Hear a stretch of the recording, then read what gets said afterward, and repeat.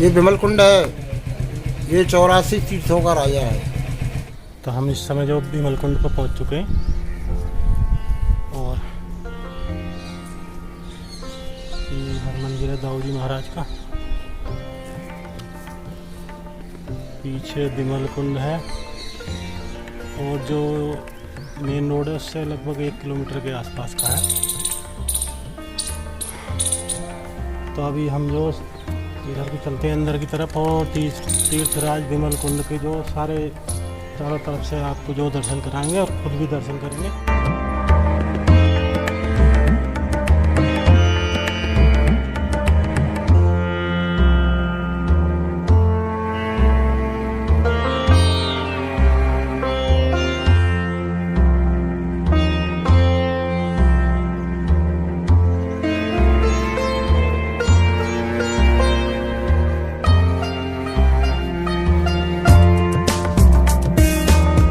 हरे कृष्णा कृष्णा कृष्णा हरे हरे, हरे राम राम राम हरे। आदि वृंदावन, यही काममन आदि वृंदावन। भगवान पंडा काममन तीर्थ पुरोहित, मोबाइल नंबर 89 55 88 29 17।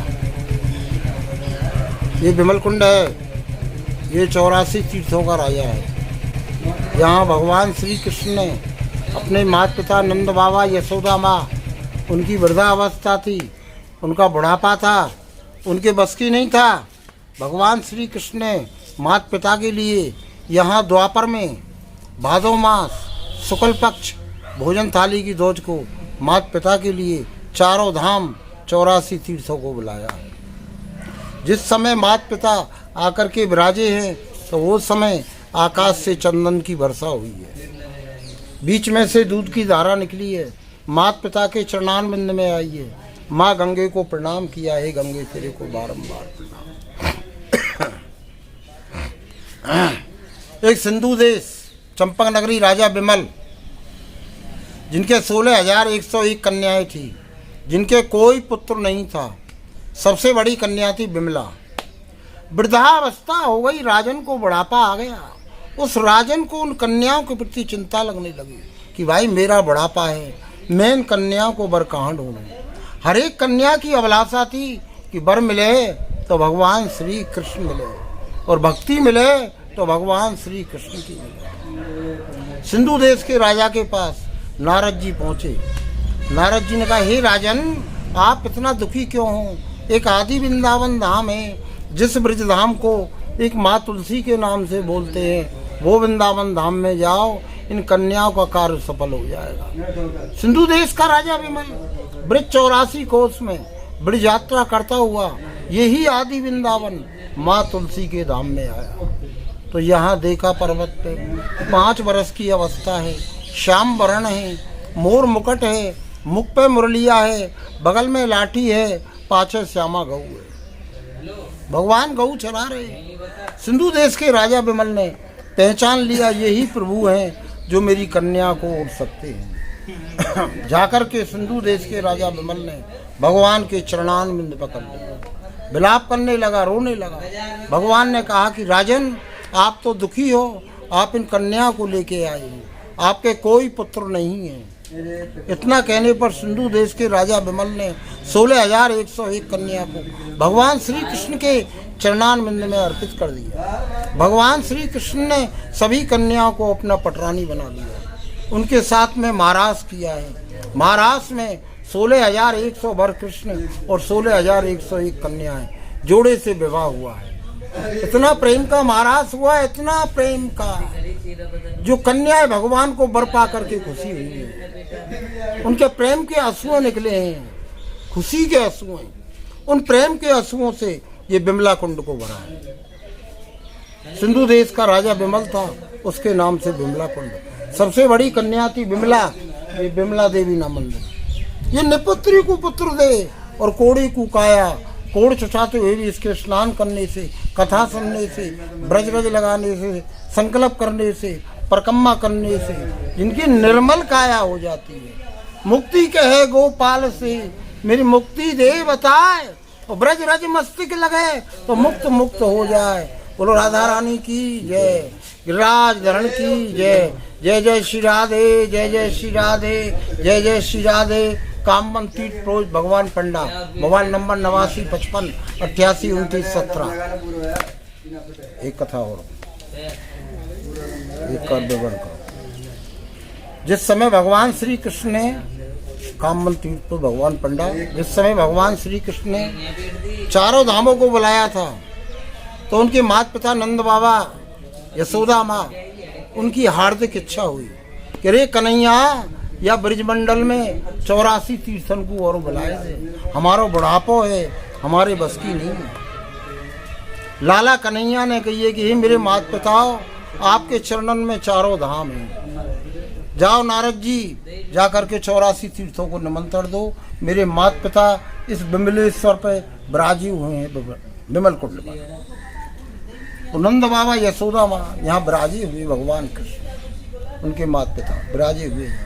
नारद जी गए, नारद जी ने जाकर के वहाँ 84 तीर्थन को निमंत्रण दिया।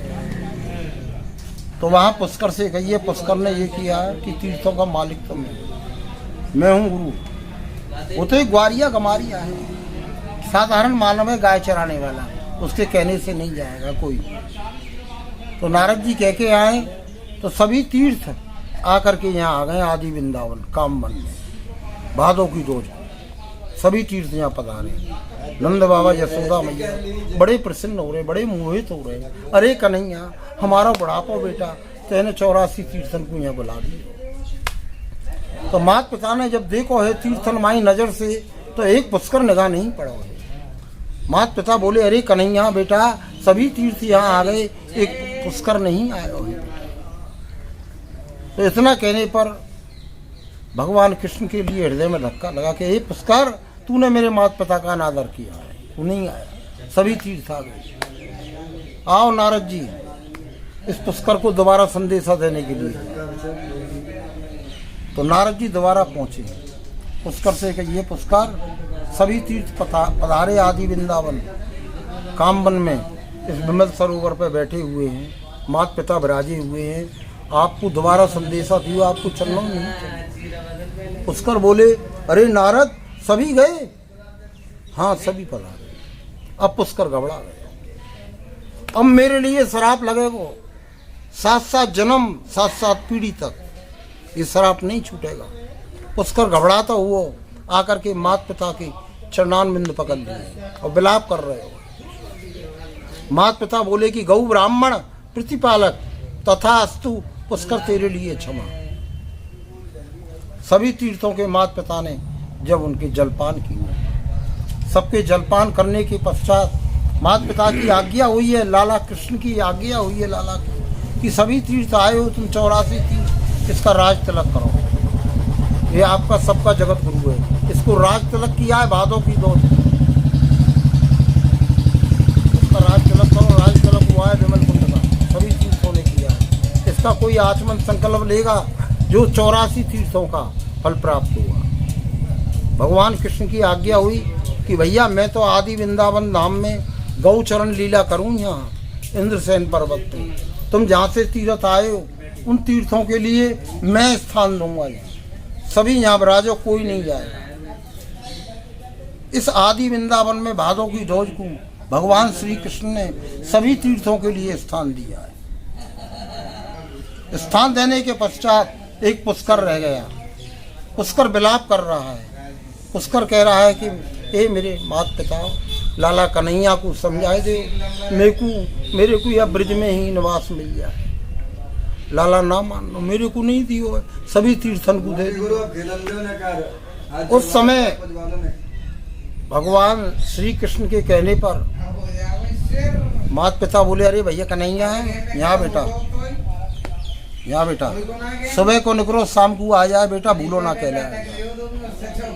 पुष्कर आ तो गए बेटा, और उनके तो भगवान कृष्ण को तो बैठी हुई कि अनादर कियो मेरे माता पिता को, लाला याकू भी दे दे बेटा। मेरे माता पिता आपके कहे के अनुसार मैं की आज्ञा को पालन कर रहा हूँ आपकी को, चलो इसको पुष्कर की पदवी देता हूँ।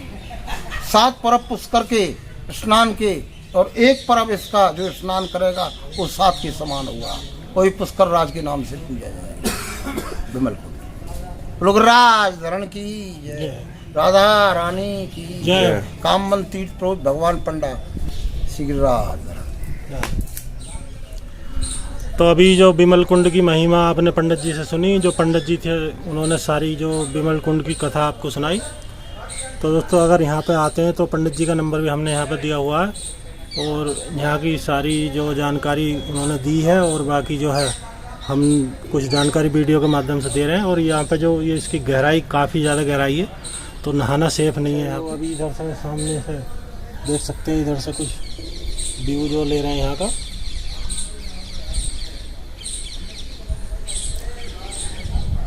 तो हमारे द्वारा दी गई जानकारी अगर अच्छी लगी हो तो वीडियो को लाइक कर दें और शेयर करें और चैनल को सब्सक्राइब करें।